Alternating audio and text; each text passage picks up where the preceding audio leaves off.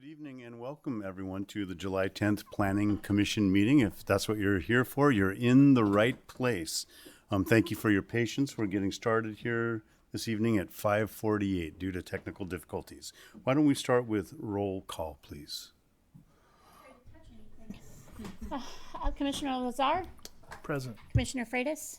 Present. Commissioner Benson? Present. Commissioner Kraft? Present. And Commissioner Meyer is not with us tonight. And if I could ask Commissioner Kraft to lead us in the salute to the flag. I pledge allegiance to the flag of the United States of America and to the republic for which it stands, one nation, under God, indivisible, with liberty and justice for all.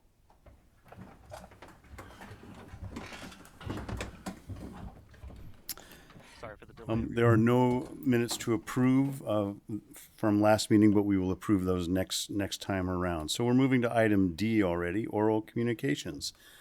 So this provides members of the public and the commissioners the opportunity to make comments to the commission on any item that is not on tonight's agenda. So if there's something else you would like to speak on, this is a great time to do it. Let's start with folks in the commission chambers, and then we'll move to people on the internet. Would anybody like to have 3 minutes at the mic to address us on some issue not on tonight's agenda? Seeing none, let's move to those online. Anybody online, please indicate by raising your hand, hitting the icon of the hand raise, if you would like to address us. Okay, Not seeing anybody. Not seeing anyone there either. Let's move it to the commissioners. Any commissioners like to address the commission?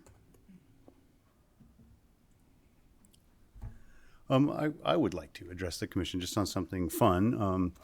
I was out on the fireboat, the Harbor Commission fireboat on 4th of July, watching the fireworks out by Ken Bates' place and trolling the waters there. And then it was just lovely. And it was one of the few times that we didn't have clouds. And so we were able to see everything. And so it was quite a lovely display. Thank you to the city of Eureka for making that possible for everyone. Okay, item E, no public hearings continued. Item F, public hearings new. So we have two items. Let's start with F1, the Bates adaptive reuse of existing industrial building. And I know that we have a staff report on that. So I'll turn it over to Ms. Ponce. Let me interrupt for just a second. Yeah. I will need to recuse myself from this item because I have a pretty close personal relationship with the and business relationship with the applicant. Okay, thank you, Commissioner Kraft, for that transparency. You can just step out into the hall and we'll call you back in on the next item. Or you can be in the room too, I believe. I don't think you're supposed to. Okay. This was going to be Associate Planner Smith, but she had to step out, so I'm going to be reading her presentation for her tonight. Thank you for filling in. All right. The project before you for consideration is the Bates adaptive reuse of an existing industrial building, which includes a conditional use permit and a coastal development permit for the site located at 3415 Christie Street. Here's a bird's eye view showing the project location. It's near the Bayshore Mall. Behind it, the 0.2 acre property is located on the east side of Christie Street, north of Truesdale, and contains an existing 6,128 square foot industrial building, which was historically and currently used as a boat building and repair facility. Here's a view of the site from the street showing the existing building, large roll-top doors, and paved parking and loading areas. The photo on the right is the view of the east-facing facade taken from the alleyway facing west. The photo on the left is the view of the west-facing facade taken from Christie Street facing east. You can see glimpses of the Chevron terminal on the neighboring property to the north. The site has a land use and zoning designation of coastal dependent industrial, and the applicant is seeking to allow a carpentry business as the primary use, and also requesting to allow other indoor industrial uses principally permitted in the limited industrial zoning district to allow for flexibility in the future. Pursuant to our coastal zoning code, in the coastal dependent industrial district, existing developed parcels in existence as of January 1st, 1984 of less than 1 acre located in the CDI district shall be allowed to be developed with coastal related or general industrial uses if they are not proposed for consolidation with other parcels to permit a new or expanded coastal dependent industrial use and are not adjacent to the shoreline with a conditional use permit. And this parcel and situation meets this caveat. And in our code, anything that requires a conditional use permit also requires a coastal development permit. And as described in the staff report, a market study has been done of supply and demand for CDI uses bay-wide and determined that we have an overabundance, even accounting for future increased use with wind energy. And the city staff has done an analysis of all of the sites in the city that are zoned CDI for their specific suitability as part of our work on the LCP update. And this site in particular was determined to be one of the less suitable sites for CDI use. CDI meaning coastal dependent industrial. So in order to ensure the proposed adaptive reuse of the site has minimal impact on the site and surrounding uses, staff is recommending a condition that requires any future light industrial uses to adhere to certain performance standards, including being contained entirely indoors, except for off-street parking and loading, non-hazardous and nuisance-free, and not involving use or storage of hazardous materials in quantities requiring reporting with Department of Environmental Health. They must be listed as principally permitted manufacturing or warehousing in the light industrial district, and they must comply with all of the required conditions of the coastal dependent industrial district that are outlined in 10-5.29151, which includes specific performance standards for air pollution, emissions, odors, vibration, noise, etc. Therefore, because of the reasons presented in the staff report and included in the presentation, staff recommends that the Planning Commission hold a public hearing and adopt a resolution finding the project is exempt from CEQA and approving with conditions. And I have a suggested motion when you're ready.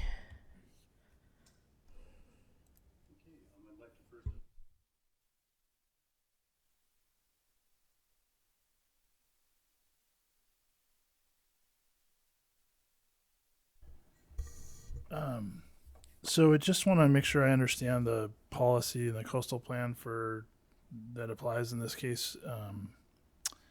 So it's when parcels are below an acre in size and they don't have the ability to be consolidated with neighboring lands, we can enter, and they have existing development that predates 1984, we can entertain non-coastal dependent industrial uses.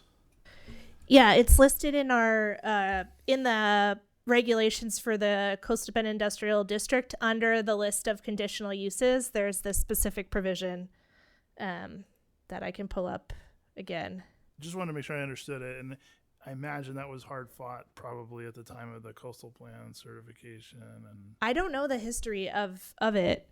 yeah, because it's obviously not something that would be boilerplate for coastal commission, right? Like to have they would have had to analyze its it would have, they would have analyzed it with the coastal act provisions that prioritize coastal dependent industrial. I think the only thing that troubles me, I just want to make sure I understand, there's been boat building businesses historically here, so it's been being used in a coastal dependent somewhat way, and we're carving off a portion of it in this case. Should we approve the use? Coastal dependent is defined as having to have a site on or adjacent to the sea to be able to function at all. So I would argue that it was actually a coastal related use, not a coastal dependent use. Thank you. I'm never sure, so I appreciate you clarifying that. Okay, I just wanted to talk through that a little bit. So because it's not directly on the water, there's a road in between it. That's the differentiation, just so I'm understanding that. It's coastal related, not coastal dependent. The definition of coastal dependent in the Coastal Act is that it needs to has to be located on or adjacent to the sea to be able to function at all. Okay. So if your use has to be on water to be able to be functional, it's coastal dependent. Like aquaculture. Coastal related is dependent on coastal dependent use. So like boat building is dependent on people having a boat launch and commercial fishing. Like those things are coastal dependent. But the building itself is not necessarily coastal dependent. If you needed it to be right on the water because you needed to be able to pull boats off the water, then it would be coastal dependent use. Yeah, that makes sense. That's helpful. Helpful clarification for me too. My only question was, and this was maybe in the staff report, so I apologize if I missed it. When the inventory was done, do you know what the reason was that it was considered to not be primed for CDI? Was it just what you were describing, or was it some other reason? Correct. It's because of the size of the parcel and the fact that it doesn't have direct access to the water. It's not just that there's a street between it and the water. There's actually a privately owned parcel on the bay side of that street. Thank you. It's virtually impossible to lift boats or things out of the water into that space to work on them. Yeah. I'm familiar with the space. I wanted to just ask a question about in or on or adjacent to the coast. So this is not on, as you said. There behind this, there's a narrow street, and then there are two additional buildings before you get to the actual water's edge. So is this considered to be? It's clearly not on, but is it adjacent to? Is there a like 100 feet? Is there some? How do we define being adjacent to? Yeah, that's tricky. It's if you have direct access to the water, basically. Okay, which this parcel does not really. In right. Like even the Chevron terminal, right? They offload oil and it gets piped from ships to the holding tanks. The offloading and the piping is coastal dependent. The storage of the oil in those tanks is coastal related. It doesn't have those tanks could be further from the water and still function. It's just very convenient for them to be right on the water. And this is something that people have arguments with the Coastal Commission all the time because of like timber manufacturing.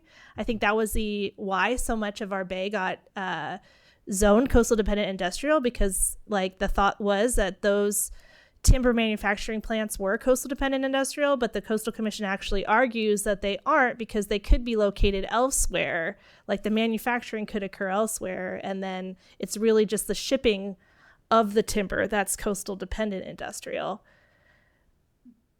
Okay. And because of this designation as not being on, there was no need to consult with the Harbor District around their permit process? Correct. The Harbor District just has jurisdiction over the water. Okay, those are my questions. And we did refer it though to the Coastal Commission, and we did not get any response. Yeah, understood. Any other questions from commissioners? Okay, I'd like to open up for public comment. Let's start with people in chambers. If you'd like to comment on this project, you'll have 3 minutes to do so. Yeah, good evening, commissioners and staff. I'm not on. Gosh, we'll try it again. Good evening, commissioners and staff. My name is Ken Bates. I'm the petitioner. First of all, I would like to thank the staff for their very concise report on that particular facility.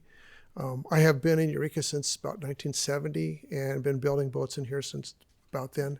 That particular building, the activities that took place in that building we did not require to have water access. Mm-hmm. Besides the fact there is a street and a house on the other side, there's 100 feet, almost 200 feet of eelgrass beds before you could even get to the thing. One of the things that I think is interesting, and this is a problem that we have at a community with zoning all the time, is that we run into these little snags that were put in 20, 30, 50 years ago. And certainly this particular piece of property is that. I was approached by planners in 2013 and was told that I could put in a request to change the zoning in that particular time.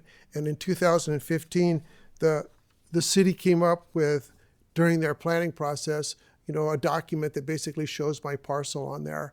And it was listed as CDI zoning.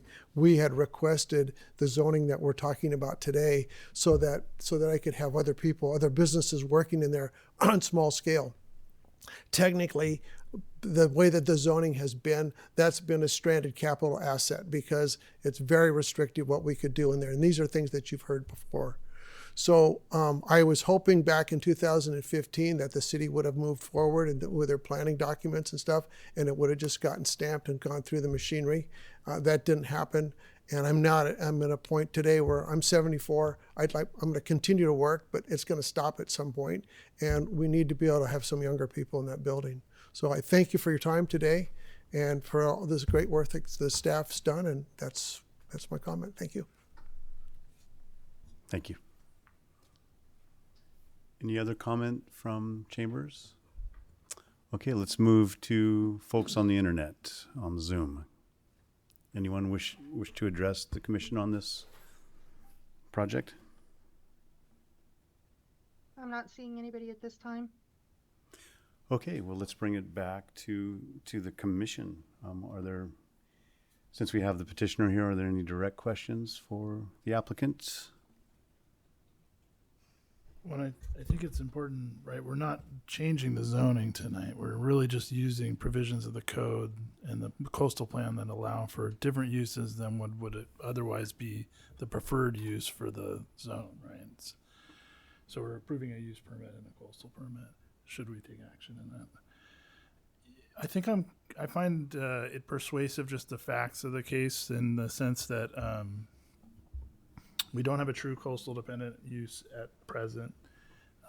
Certainly the zoning and plan promote that, but I can speak, from experience, it's a tough thing to find candidates for throughout the county, and because we struggle in the unincorporated areas to see tenancy. So I also am sympathetic because of the concept of adaptive reuse, that buildings don't survive unless they're used, and when they fall into disrepair over time, it's often the byproduct of a lack of tenancy. So even if something is, uses are ephemeral, so there's no guarantee that the carpentry shop would remain in that spot, but it would at least inject attention and care to the building and use and presence. So I think the other thing that I take note of too is just that under the concept of interim uses on the peninsula, there's a principle of don't change the character of the building so that it wouldn't be able to accommodate more preferred uses in the future. And I don't see how a carpentry shop would do that. We're not talking about massive alterations. So it would still be the same building at the end of the day. It just would have a different use occupying it. And I'm surprised, frankly, to find that there's flexibility in our code to entertain it, but it seems to qualify. So I'm prepared to make a motion to approve the use permit and coastal permit. Okay, and I'll be prepared to second it. Yeah, it seems to me that this is almost an over bureaucratic extension of government. I mean, what you do inside that building, it fits, and if ever there's a coastal dependent use in the future that you want to start working with in that building again, that's also entirely possible. We're not precluding that. So we appreciate what you do and what you have done in the past in that building. And I particularly appreciate your allowing the storage of tools for restoration activities on Parcel 4 for the Audubon Society. I've gone into your building to get weed wrenches and work on volunteer Saturdays and all that. So I thank you for being community-minded people. Could we see the motion again? So I'll move that the Planning Commission adopt a resolution finding the project exempt from CEQA and conditionally approving the conditional use permit and coastal development permit for the Bates Adaptive Reuse Project. I will second that motion. Any other discussion? Let's move it to a vote, though. All in favor, say aye. Aye. Aye. Aye. Any opposed? None. No. We have one recusal. So Congratulations and thank you.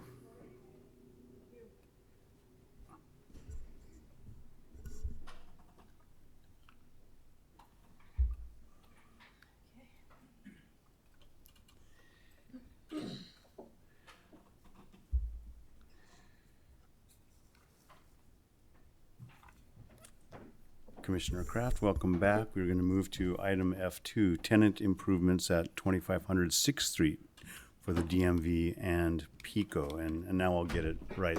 We will be hearing a report from Ms. Ponce. Good evening, everyone. I'm Assistant Planner Ponce. The project I'll be presenting is the tenant improvements at 2500 6th Street for DMV and PICO. The applicant is requesting a coastal development permit and design review to convert the vacant commercial property, formerly known as the Redwood Harley-Davidson, into office for the California Department of Motor Vehicles and storage and workshop space for a local construction company called Pearson Company, also known as PICO. Here is a bird's eye view of the project location. The subject property is located at the eastern end of 6th Street, is south of Highway 101 North, and is north of the Eureka Waterfront Trail. The site is surrounded by a variety of commercial service uses. There is a Chevron gas station to the north. To the west is a large office building, which currently is occupied by the North Coast Regional Department of Child Support Services and Humboldt County Office of Elections. To the east is the Shoreline RV Park, the Eureka Waterfront Trail, and the City of Eureka's Hill Street Sewer Pump Station are located to the south. Other nearby uses include a multifamily housing complex and the Open Door Clinic. The project site is located in the coastal zone. It has a split land use designation of general service commercial and natural resources. The zoning is service commercial and natural resources. The existing building was constructed in 2005 and was used as the motorcycle retailer Harley-Davidson. In 2023, Harley-Davidson closed after 18 years of service. The 2.3 acre parcel contains an existing 19,100 square foot commercial building, 47 parking spaces, and landscaping. The applicant proposes to convert the north side of the building into offices for the DMV and use the southern portion of the building for a storage and workspace area for PICO.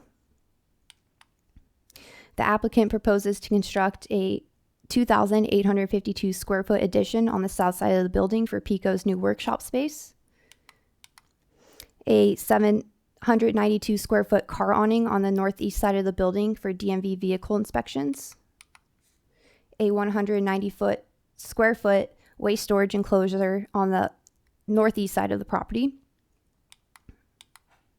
a metal awning over the PICO shop entrance,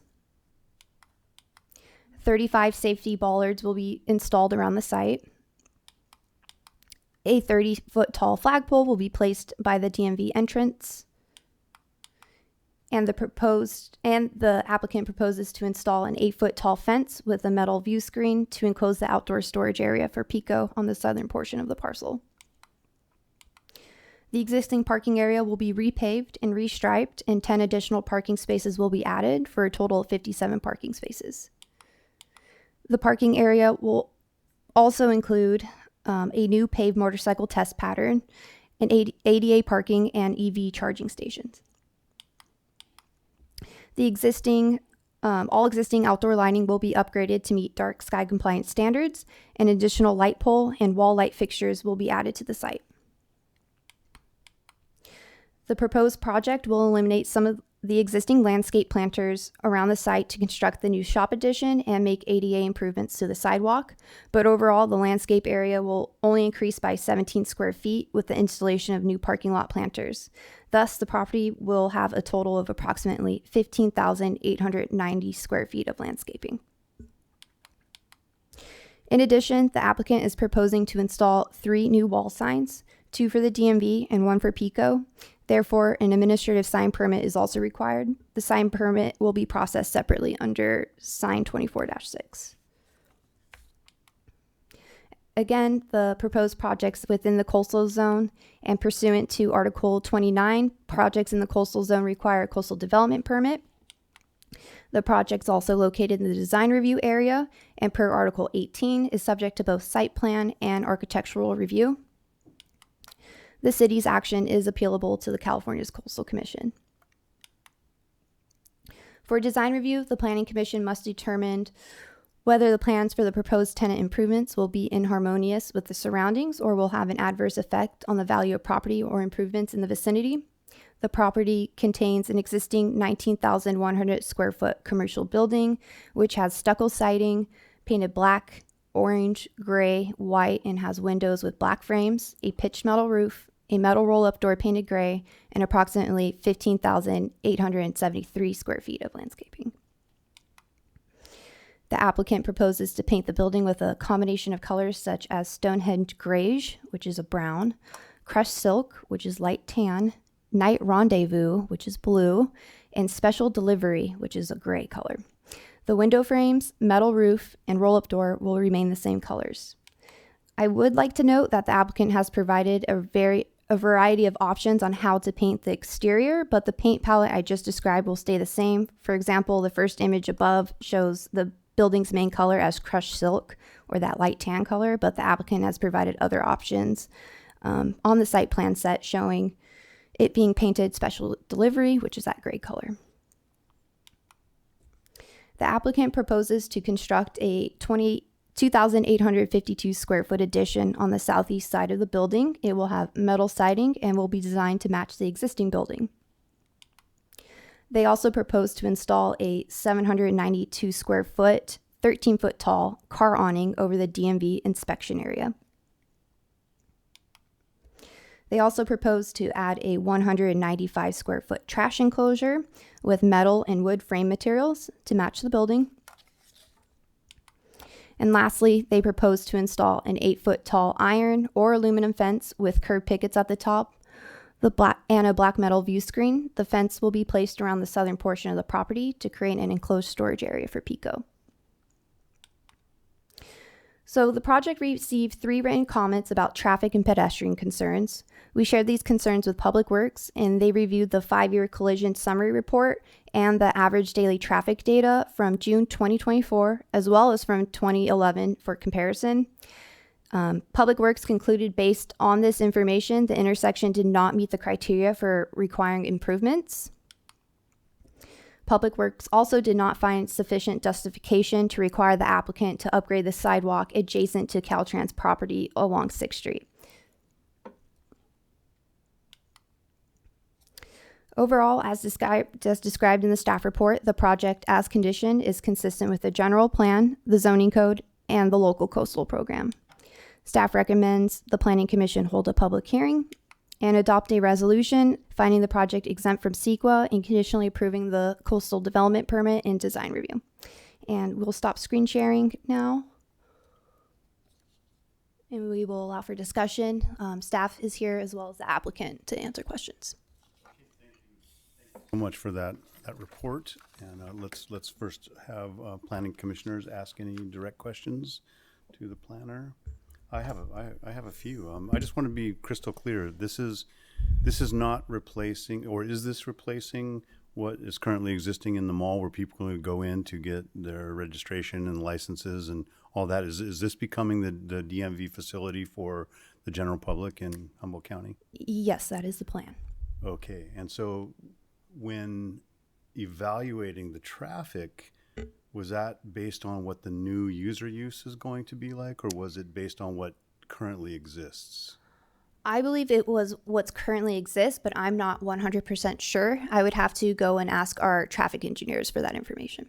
Okay, I guess my biggest question around this is around CEQA exemption using Category 1. And while I see at the environmental level, at the air quality level, at many levels, this really wouldn't key off having to go through CEQA again. But at the transportation level, if this is going to be a building that arguably is probably in the top 10 buildings of public use in this county in terms of the amount of people that use it per day. It's probably right up there with some of the biggest high schools. I'm just spitballing on this. I don't know this factually, but it seems I've been to the DMV a lot, like all of us have. It's busy.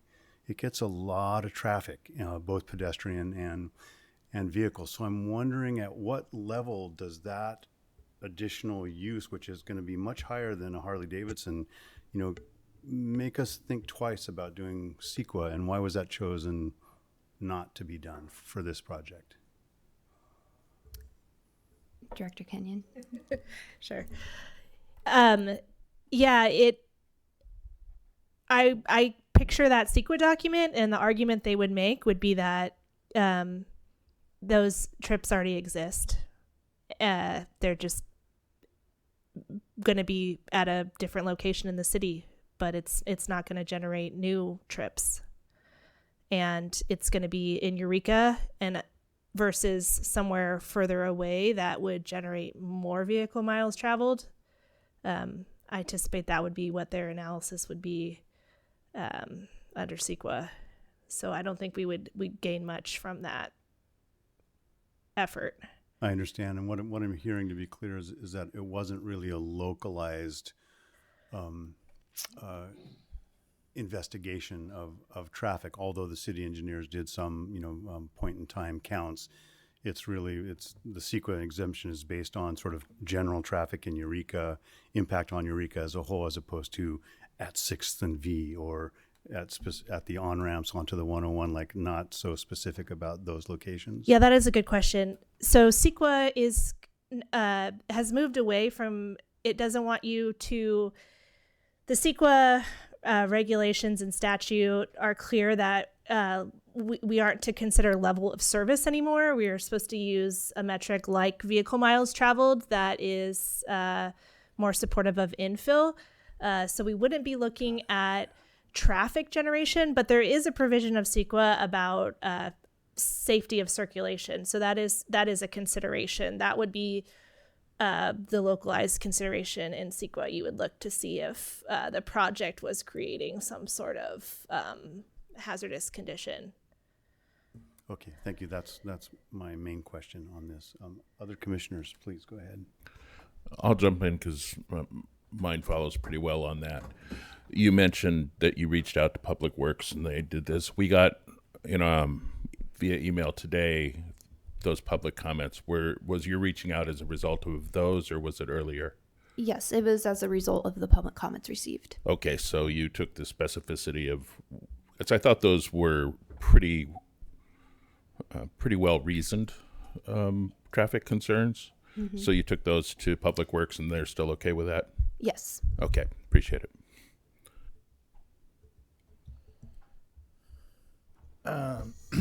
So I won't revisit what we were talking about as far as traffic concerns, because I agree with Director Kenyon. CEQA really is moving in a different direction. I think some of the comments we saw in the stuff that arrived today was about the lack of pedestrian infrastructure. And I guess what I heard in Planner Ponce's report was that Public Works didn't feel like pedestrian improvements were warranted. Is that fair to say? Yes, that is what the information they provided me with. Yeah. They were thinking that there wasn't enough of a nexus. If our code, the municipal code, specifically requires sidewalk upgrades adjacent to sites when this sort of thing happens, and this site doesn't have sidewalk adjacent to it, it's really what needs improvement is the sidewalk along Caltrans property further down 6th Street. And we are concerned about the nexus there. Unfortunately, the city hasn't done that. We don't have traffic impact fees. We haven't done that analysis because you really need to make sure that what you're requiring of people is roughly proportional to their impact. And we just, as a city, haven't done those analyses. So we don't feel comfortable saying that it's appropriate for this project when it's off-site and not required by the code. It was a common struggle. I mean, yeah, every municipality has to confront, and I do have a hard time. It looks like the sidewalk dies around V Street. I guess there's a little bit. I didn't get to do a site visit. I didn't have time today, but we can't complete the network. I think that would be extremely unfair to the applicant, but I would be interested in seeing, incremental progress towards improvements in safety. And there is an entitlement being requested. And insofar as that's the case, it is fair to ask of the developer to do something to provide for all modes of transportation, not just vehicles. And so I guess that's what I'm particularly interested in, is just if there's opportunities for modest improvements that would benefit other parts of the people that are traveling to this destination that may not have a vehicle. I think, as some of the comments suggested, I'd be interested in that. I don't see it as reasonable to expect a sidewalk to bridge the gap between where it dies and where the project's located. And I also am troubled a little bit by, no doubt we did a coastal permit for the Taj Maharli or whatever, so there was nothing required of that development with respect to pedestrian improvements. There was, and that one there was a environmental document for that project, because at that time they even had to get approval from the Army Corps for their drainage. I mean, this was wetlands at one point. I have You read the ISMD document right here. Yeah. It was actually thousands of pages, but I narrowed it down to the top comments. But yeah, the main concerns were that Chevron, there was a spill site right there. So any of the cleaning that up and making sure any fill materials isn't contaminated, working with that. And then requesting a tribal monitor to be on site for any digging and excavating at that time. It wasn't requested at this project. And what was the other one? Those were some of the main things. Nothing about pedestrian improvements or infrastructure improvements. Nothing of that sort came up during that. Nothing about traffic or air quality. And it's not an easy fit. I think is the problem is it's not going to be proportional to the type of project that stands before us tonight. But on the other hand, if you think of where the DMV has been located from its location on the Summer Street, right, and then the mall, and now this.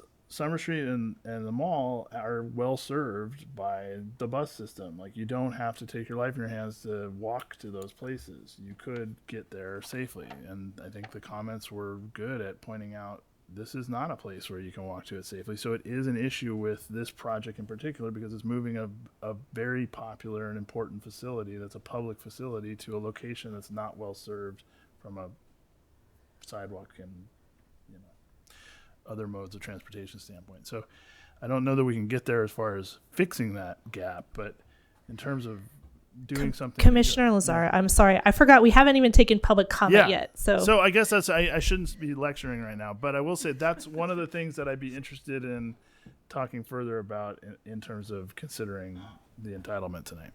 Yeah, I totally agree with what Commissioner Lazar is saying, and I look forward to that discussion. Thank you. Any other direct questions for staff? Okay, seeing none, let's open it up for public testimony and comment. Again, we'll start in the House. So if you'd like to come up and comment on this project, know that we did receive 3 different missives, communications from the public, and have had a chance to review those as well. But we'd love to hear comment. Give us your name, and then you'll have 3 minutes.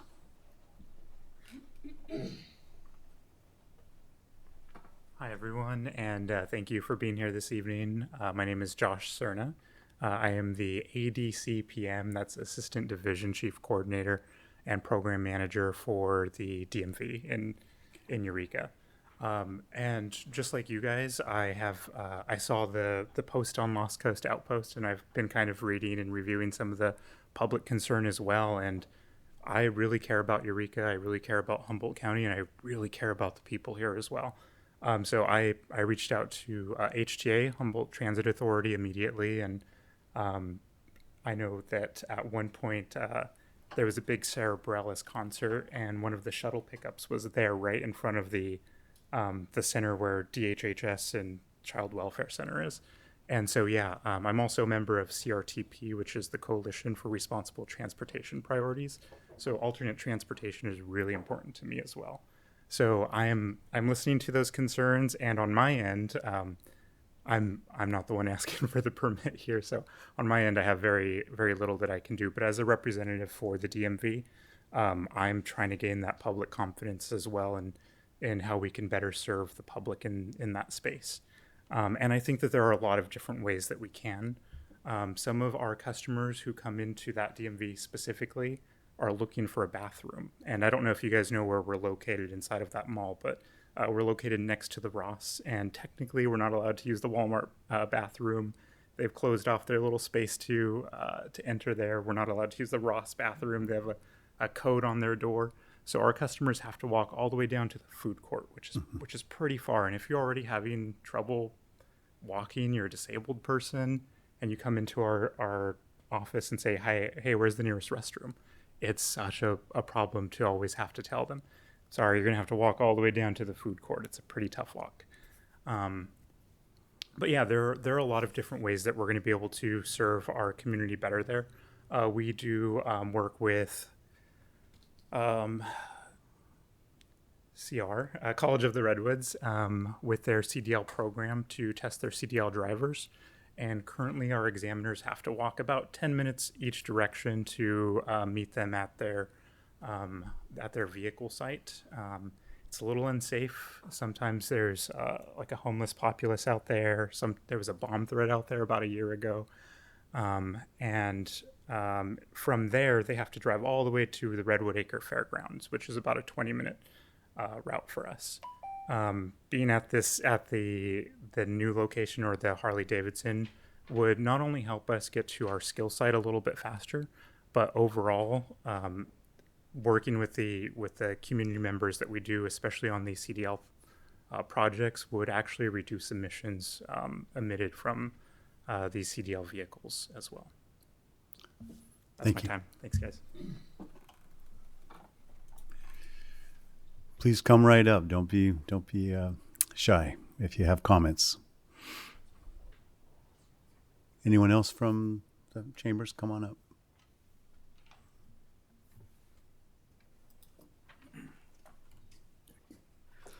Hi, my name is Greg Pearson. I'm the applicant. Thank you, commissioners and staff, for the opportunity to talk about the project today. As you know, DMV is currently located at Bayshore Mall, but that's a temporary location while they were looking for a more permanent space. It's my understanding that it's in the tsunami zone and they can't locate there officially for the long term. So we've been working with the DMV to find a new location, and they were looking in other cities besides Eureka. And when the DMV building, or the Harley-Davidson building, came available, I just thought this was a perfect spot, for a number of reasons. So I showed it to them. They loved it, and so we were able to put a deal together. It's nice that it's on the northern side of town because it's still in Eureka, serving Eureka and Fortuna and whatnot, but it is a little bit more central to the population center of our county, I think, because there's a lot of people up north in Arcata and McKinleyville. So I think that'll be great. It also has lots of parking. All the facilities are going to be there in closer proximity than they are now, as the DMV has already talked about. So I think that's a great thing. The other thing, and you guys had mentioned it, and that is a building goes bad if it isn't occupied. And I don't think we want that nice of a building going bad at the entrance to our city. So I think this is a perfect use. I think it's a great location. No location is perfect, but this is a darn good location for the DMV and for the community.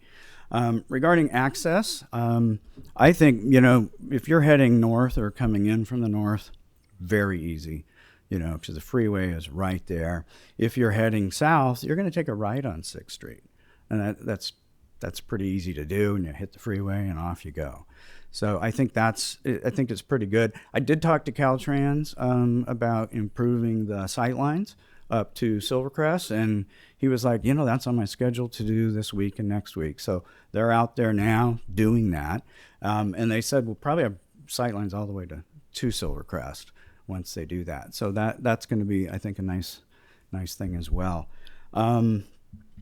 What other things should we talk about here? Do you have any questions? I will certainly be willing to answer them. The architect is also online, Valerie Allen. So if you have any architectural or design-related questions, she can assist you with that. Thank you, and thank you, staff, for putting the effort into the staff report and supporting this project. And I hope we'll get support from you and the community as well tonight. Thank you. Thank you, Mr. Pearson. Anyone else from Chambers like to step forward and comment? Okay, seeing none, let's go. I see a hand up online, so let's start to hear some of those people.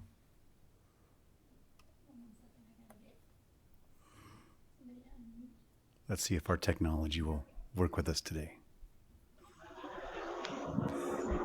Althea, you are up if you would like to address us. Yeah, I have been loitering over here at 6th and B for an hour now in this general vicinity because my plan was I was going to turn my camera on and turn it around and show you guys the actual street level, pedestrian level conditions here. Oh no, Althea, you muted. Oh, what just happened? Oh, now you're unmuted again. Oh, there you go. Now we can see you. Oh, yep. You're muted again, Althea. Unmute so we can hear you. There you go. Okay, let me see. Can I turn my camera around? There we go. So, I'm out here. I've walked this. I don't think anyone in Public Works, I don't think any of the traffic engineers have walked this site. The bus stops between those two billboards up there, right in there. Mm-hmm. If you turn around here, you see some pedestrian signs, which don't really do much. Like I said, I've been loitering over here for about an hour, waiting for the meeting to start, waiting for public comment. I would call this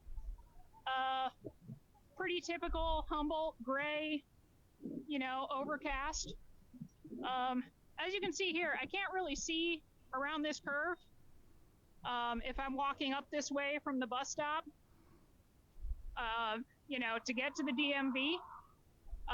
While in theory, I can walk on here if this vegetation is trimmed. If I'm using a wheelchair or a mobility scooter, I cannot, walk on the grass. I'm going to have to be in the street here. As you can see, lots of overgrown vegetation. The road surface is not great. Somebody could be coming around this curve very quickly, not expecting to see me walking here in the street because I'm not going to walk through these blackberries. Again, the traffic engineers have not come out here and walked this like I'm doing right now. I would encourage the commissioners to come out and walk these sites when you're thinking about pedestrian access. The only other conceivable way for me to access this site would be to take a completely different bus over to Silvercrest. Hey, look, there's a car. Hi, car. Please don't run me over. The only other way for me to access this site would be to take a different bus up to Silvercrest, walk around the rear of the facility on the waterfront trail, and then cut through the Shoreline RV Park in order to reach the facility. So this is not safe. This is not acceptable. I don't think it should be on Greg Pearson to put in the sidewalks. But Althea, your time is up. I'm sorry to interrupt you. This is very interesting, and I really appreciate it. But your time is up. It's on Caltrans. Thanks. You're welcome. Thank you. Anyone else online like to comment?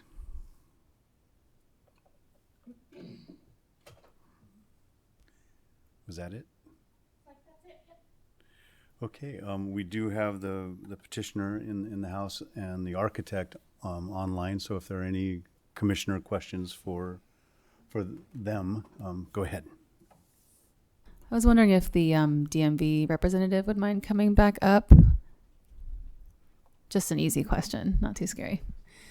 I definitely agree with what Commissioner Lazar was saying about, concerns about nexus and proportionality for this project, which is, a developed site. And I'm wondering what your conversation with HTA entailed. It seems like maybe a bus stop would be a nice way to split the difference. So could you let us know what they told you? Does it seem realistic? Yeah, so I haven't got a response yet. So kind of as we've been talking about, there are a lot of different government agencies in the same location. So DHHS, the Humboldt Elections Office is there. There's a nearby clinic. So I think that there's a lot of probably support behind this.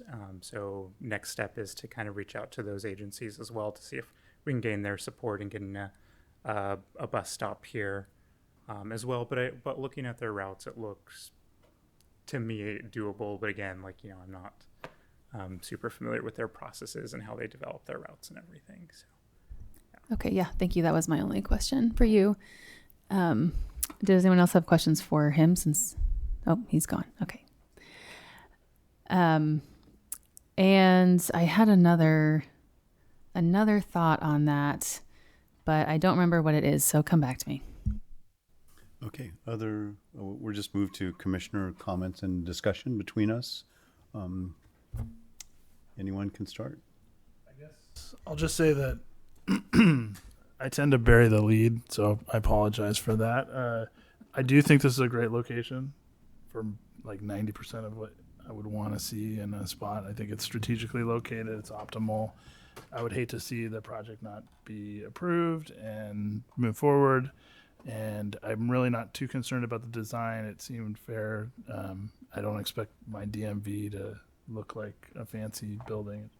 It should be fairly nondescript. So I'm really mostly interested in the discussion around what's reasonable, what's achievable, and I think the video was very illustrative of the issue, which is you're not going to find an easy way to get to this site on foot. It did jog my memory that we do have the beautiful waterfront trail, but it's going to take some real creativity on the part of a pedestrian to be able to negotiate that route, and I don't think we should rest our case on it. But to the extent that some kind of it may not be a bus stop, it may be a combination of things with neighboring facilities. We just don't have the ability to orchestrate that on the fly. That's the tricky part. Yeah, that was my concern too, is that, it's challenging when comments come in sort of at the 11th hour. It doesn't give staff a lot of time to, look into options. And that's the same for the applicant as well. And we definitely understand that. And I think there is kind of a motivation for the engineers, to be like, it's kind of like black and white. It's a yes or a no. It's a, go or no go. And this is a no go. But it does seem like we could probably get a bit more creative if we had a bit more time.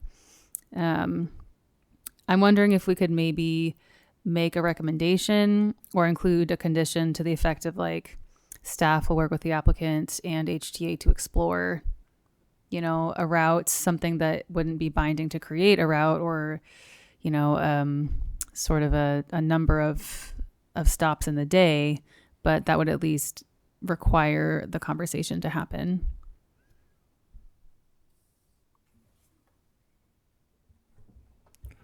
Director Kenyon, does the required conversation that Commissioner Freitas refers to is that within the box that we can assign? Yeah. Is that a condition we can make? It's interesting because it's a condition. It would be more appropriate as a recommendation because it's asking the staff to do it and not the applicant. The condition would be something imposed on the applicant. Yeah, fair. Or if it was the applicant shall coordinate with staff. Right. So that way it's kind of both ands, but it does, involve staff acting as sort of the coordinating entity. But honestly, it wouldn't make sense to do without staff present, I don't think. And I do want to mention that we haven't talked about access across the property itself, which is something that I feel like is appropriate Isn't that kind of non-negotiables from an ADA standpoint? But yeah, I mean, from the closest public way, don't they have to have a safe route of travel? Only if there is a sidewalk adjacent to the site. Oh, very interesting. Yikes. Okay. Right. So it would not be required by the building code. Thanks for pointing that out. My words on this, or thoughts on this, is that it is a great location. It's a need in the community on almost every level. I support this and want to see it go forward, and I don't want to stand in the way of it. But I really am concerned that the traffic and pedestrian elements of this are are creating a cumulative effect. If you add Department of Health and Human Services building, you add the RV park, you add the small market and all the pedestrians that come from the RV park, you add in the electoral buildings, and then what is arguably going to be one of the most used buildings in the county. I feel like we've done an unsatisfactory job, at least for me, or maybe we just haven't done it yet. We haven't done the good job that I would like to see done. And I wouldn't want to see it put on the applicant. To me, this is really the city not sharpening its pencil well enough. And I'm worried about cumulative impacts with all of the buildings there, not just this new building. And we're keeping it very narrow to avoid staying within Category 1 CEQA exemption. And I'm not entirely convinced that this isn't a bigger project than the one that is described relative to transportation. This is my neighborhood. I walk and bike and drive at 6 and V a lot, and I notice how people speed up. It's more dangerous for pedestrians because people are trying to get ahead of each other to make that merge before it goes up the hill, and there isn't good visibility taking a left out of there. And I don't know what the thresholds for stoplights are, but I would like to see, if I were conditioning this, I would ask for more detailed study, and I would ask for some thresholds. If some number of cars beyond a certain amount use it, then we have to look into planning for a stoplight. There would be some, if we have X amount of people walking on the street, then we have to start considering a sidewalk as well. So, to me, there are things that we can do as planning commissioners to ensure public health, safety, and welfare that I don't believe have been done adequately. And for that reason, I'll have difficulty supporting this tonight. But I would definitely support a recommendation coming from this planning commission to look into the transportation, pedestrian, bike, and vehicles, and even looking at the waterfront trail. Because if you go to that far eastern end of that RV park, it's very narrow. There's just a small, it looks like less than 100 feet, to make a connection between an existing trail network and this as well, which might also be helpful. So unfortunately, I just want to point out that's the part of the site, I believe, where Pearson wants to store their equipment and have fencing and security, I imagine, where it gets real close to the trail. Sure. So it's kind of all I'm saying is planning was done appears to have been done without considering that possibility of connectivity, which is something that we're trying to do in the general plan. I'll stop there for now. Yeah, I mentioned earlier that I thought the letters this time were uncommonly good, the ones that came in late, and the video adds to that. If the DMV was just the Department of Motor Vehicles, I would feel differently about it, but it's really the Department of Identification, and that means you need to be able to get there without vehicles. I'll say that I also have buried the lead. I'm supportive of the project. I would be willing to vote on something tonight, but I would like to see something that has some assurance that this agency work will happen, because that's becoming a very populated spot.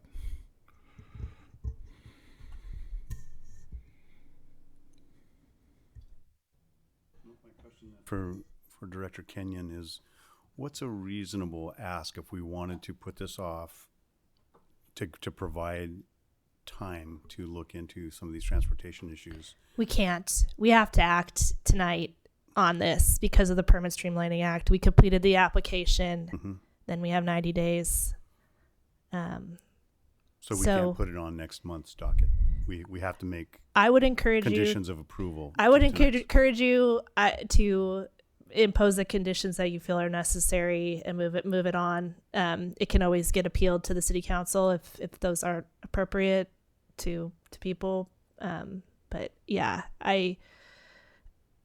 for Permit Streamlining Act's sake, I encourage you to act tonight. Thank you for that reminder, because that is also really important. We understand that.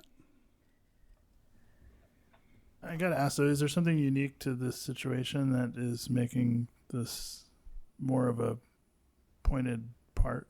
Like, I don't recall that being an issue in past matters before us. Permit streamlining?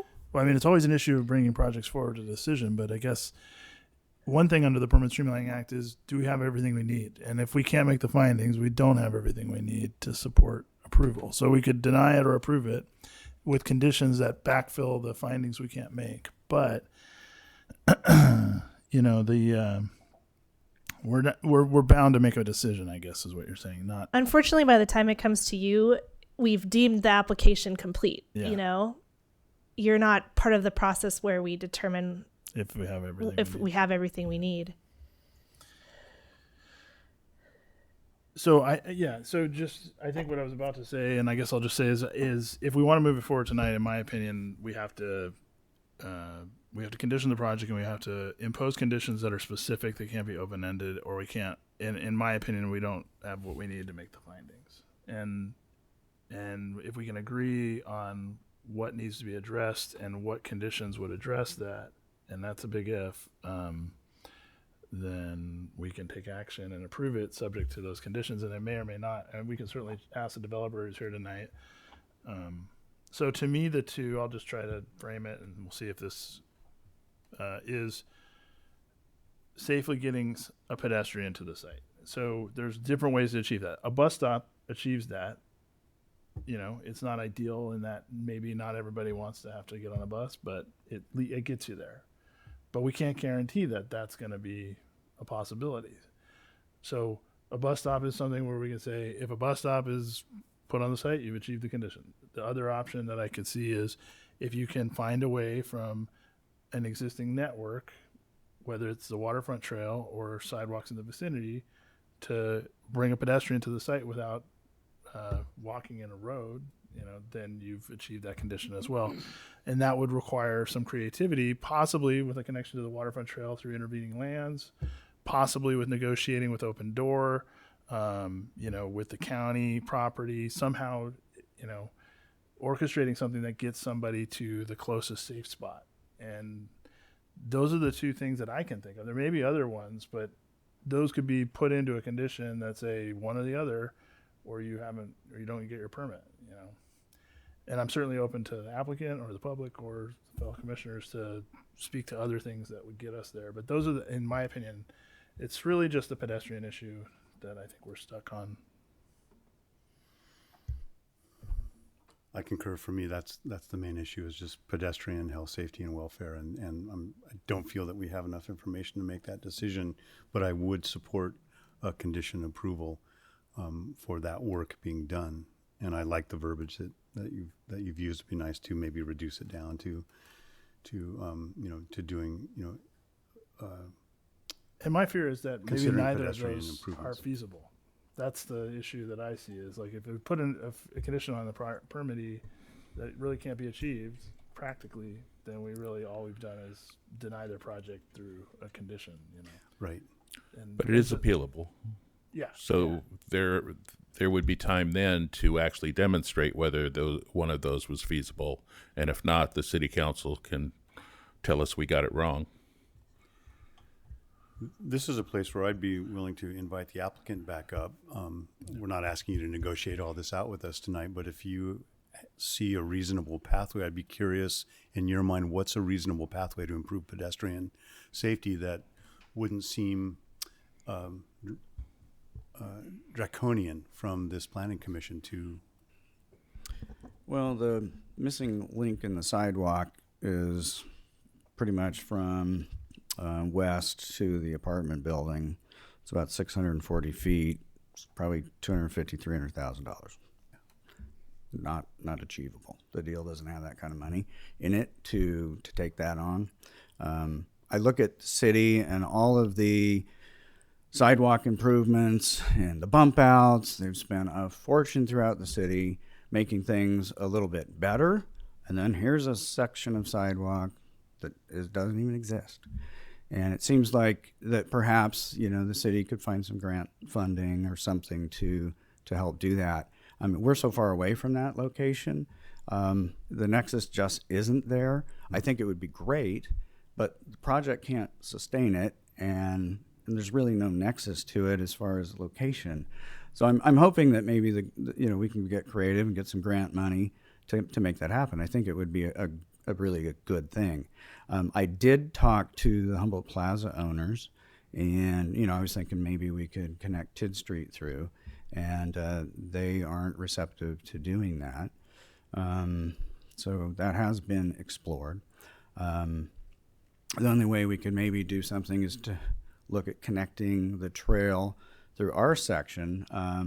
We're not fencing all the way up to it, but there's complications with that because of grade in our section. There's a lot of, so making that function for ADA compliance and whatever other complications we might find, that's not necessarily a done deal. It may probably not likely to happen. So I don't know what the solution is other than a sidewalk or HDA. I did call HDA. I haven't gotten a response on that. But I know there are two.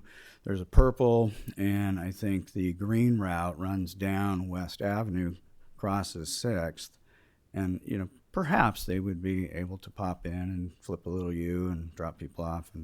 But that's not my call. That's But it's the state owns that property. Caltrans owns that property where that sidewalk needs to go. So maybe some sort of cooperation between, the state and the city. I don't know the answer. I think it should be done, but I'm not sure how we get there. And I really don't want to see this deal die. I think they need to move. They love it. They want it. I need it. The city, I think, will benefit from it, and I'm certainly willing to do my part to try and help us get there, but I don't know that mechanism. I think it's definitely something the city and Caltrans needs to step up and look at, and we'll certainly cooperate where we can. Thank you so much. That's helpful to hear your perspective. Yeah, personally, I think it would be, I would not be supportive of holding this project up on the sidewalk. It's such a huge length of sidewalk. I would be happy to try and work with the commissioners to find a motion where we could provide approval tonight. I do think it's a good project. It's pretty far along, obviously. But it would be nice to hold the applicant's feet to the fire a little bit to make good on this conversation tonight, which I do think we're all in agreement is valid and important. I could try and make a motion. I don't feel necessarily prepared to make that motion. Is anybody else feeling like they have an idea, a concept we could start playing with for a motion? Well, and I deliberately didn't say, that they have to complete sidewalk along 6th Street, because I don't think that's likely to be achieved anytime in the near future, that's for sure. And it really shouldn't be the burden of this applicant to complete that part of the network. I think even the applicant seemed to confirm it, like we're all centered on the same potential solutions, bus stop or some connection to sidewalks in the vicinity that doesn't require a tremendous investment. I'm wondering, I don't know, we have to have the answer, but, for the same argument could be made that there's no sidewalk connection at this point. So does ADA really get triggered when we're taking access off the waterfront trail? Like if that were the access point? because there's an access that goes to Open Door from the waterfront trail currently, and I doubt it's ADA compliant. Right. So that's, one way that this could kind of get that linkage. It's far from ideal. I mean, it's definitely requiring a creative pedestrian to get there, but it certainly gets to the spirit of, providing some functionality. So, I think we could have a motion that just essentially said a bus stop or some connection to the pedestrian network in the vicinity, and to the satisfaction of the director, on behalf of us. And if we're all in agreement that those are the only two feasible options, and those get us where we need to feel comfortable with addressing the pedestrian issue, then that's what I would offer as the motion, as a condition. Yeah, I think I would support that, and I'm wondering too if we could, when we make that action, request a report from the director in a couple months' time, just to get an update on if there's been any movement and what's been determined to be realistic, so we can kind of see it through a little bit more, even though the action will be taken at that point.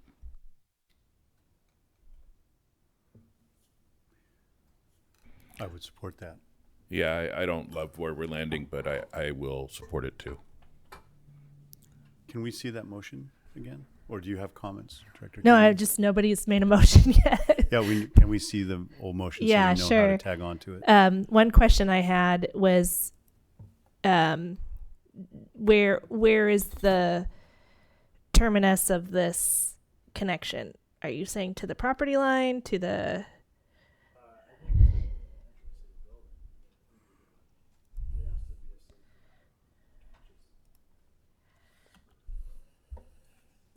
I'm not talking to the mic, but does that make sense? To the actual entrance, the public entrance. Doesn't have to be to each public entrance. Like if Pearson had its own entrance, I'd be happy with just getting. I think the DMV is the principal issue as far as I'm concerned. The Harley Davidson didn't have a good access, and we don't need to put that same burden on Pearson's company. I don't think that they have the type of public face that we're concerned about. So, Commissioner Lazar, are you willing to add on to this motion in some way? Make sure to talk in the mic. Yes. I'm just making notes. Connection. Okay. So I move that the Planning Commission adopt a resolution finding the project exempt from CEQA and conditionally approving the coastal development permit and design review for tenant improvements at 2500 6th Street for DMV and Pearson Company, with the following additional condition: that the applicant either establish a bus stop on the property or nearby within 100 feet of the property, or alternately that the project include a connection to the existing pedestrian network in the vicinity with access to the public entrance to the DMV. Would we need to include a request for a report in the suggested motion? Repeat the last part. Okay. On the project, the last part. Or include the project include a connection to the existing pedestrian network, providing access to the public entrance to the DMV, and that the compliance with the conditions shall be to the satisfaction of the planning director, and that a report will be made to the commission within a certain amount of time. I believe our applicant had a question.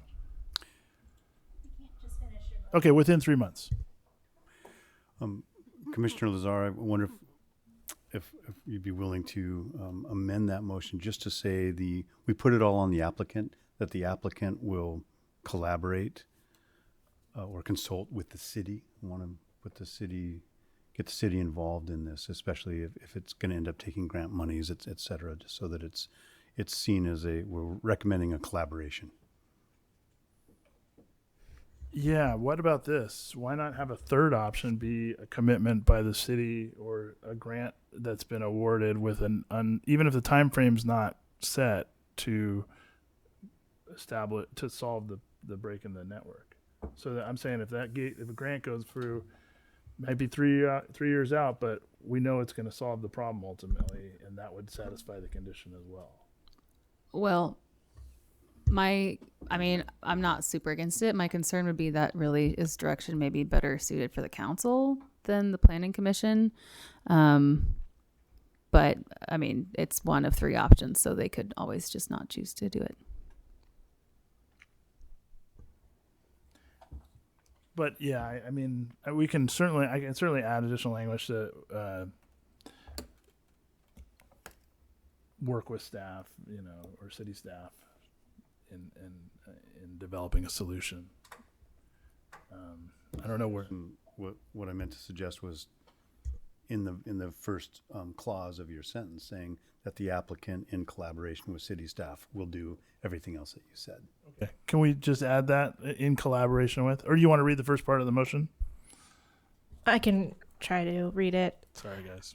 I move the Planning Commission adopt a resolution finding the project exempt from CEQA and conditionally approving the coastal development permit and design review for the tenant improvements at 2500 6th Street for DMV and Pearson Company, with the following additional condition: that the applicant, in collaboration with city staff, either establish a bus stop on or nearby within 100 feet of the project site, or alternatively, the project include a connection to the existing pedestrian network, providing access to the public entrance to the DMV, and a report be made to the commission within 3 months, or a commitment of the city to solve the break in the sidewalk network. I'm okay with that. Yeah, it sounded great. We do have a couple of interested little commenters, however. Yes, that was the motion. We're waiting for a second. I'll second. Okay, we're in the voting discernment process. So public comment is over, but as the acting chair today, I will call the DMV representative forward again to answer questions.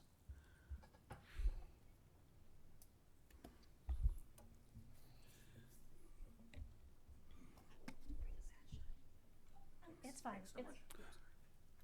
No, it's fine. Thank you so My much. question is, what else would you like us to know? Oh, yeah. So in the past, when I have seen HTA take a bus stop there at that location, it's across the parking lot and it's closer to the child service building. And I'm not sure if how large the parking lot is, but it might be a little bit longer than 100 feet. I'm measuring.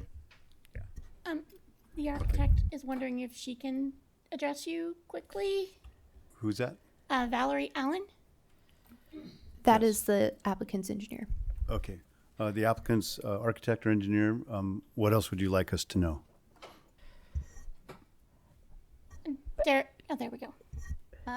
Yes, I was just wondering if there was a possibility of having an extended timeline to work out the transit solution, but allow the project to move forward.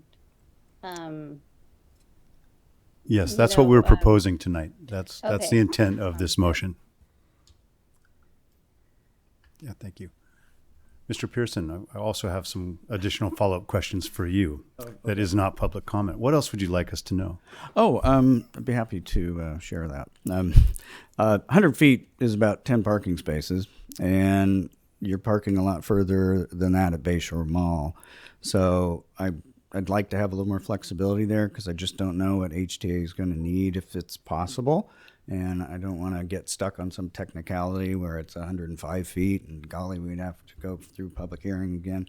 So can we do like 200 or 250, something that's reasonable? I mean, if you're parking at Bayshore Mall, you're walking quite a ways by the time you get into the DMV door already.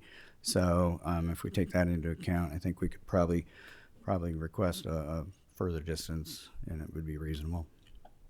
And if we were asking you for a specific distance, what would you I was thinking 249 feet and 6 inches, but 250 would work for me as well. Sorry. I think Thank you. maybe we can just reference the property that's adjacent, because it does have sidewalks along its frontage, unless I'm mistaken. No, they do, and they had to improve their connection to the sidewalk recently when they did tenant improvements. So, as far as I'm concerned, we don't need to get it all the way there, because we have sidewalks on one side of 6th Street. So we don't really need a 100-foot thing. We need a bus stop that gets you to the sidewalk. And the sidewalk ends, I think, after the Correct. the parcel. So let's just say within 100 feet of APN, let's see what I got here.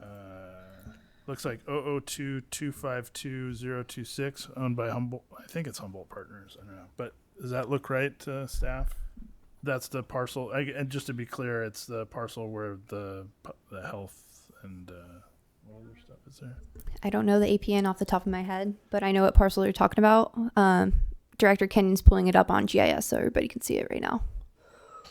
Just so we're all 100% on the same page. Also, I realized when I read your motion, Commissioner Lazar, I forgot to the satisfaction of the director. Quite a motion. Otherwise, very impressive capturing of a convoluted series of requests.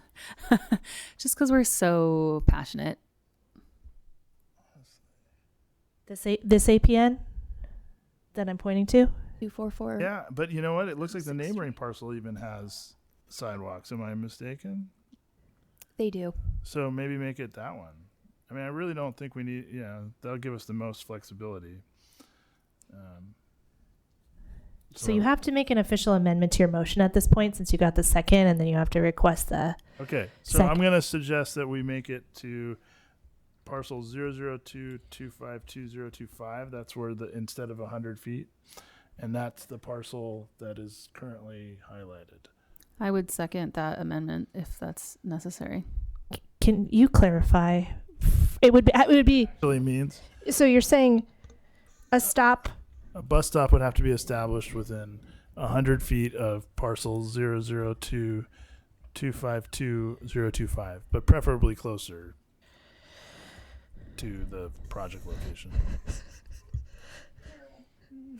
Okay, so stop within 100 feet of that APN, but preferably closer. Yeah, I don't want to lose that. And I think it's Commissioner Kraft who you're asking if they're Yeah, I'm happy to second the motion as amended.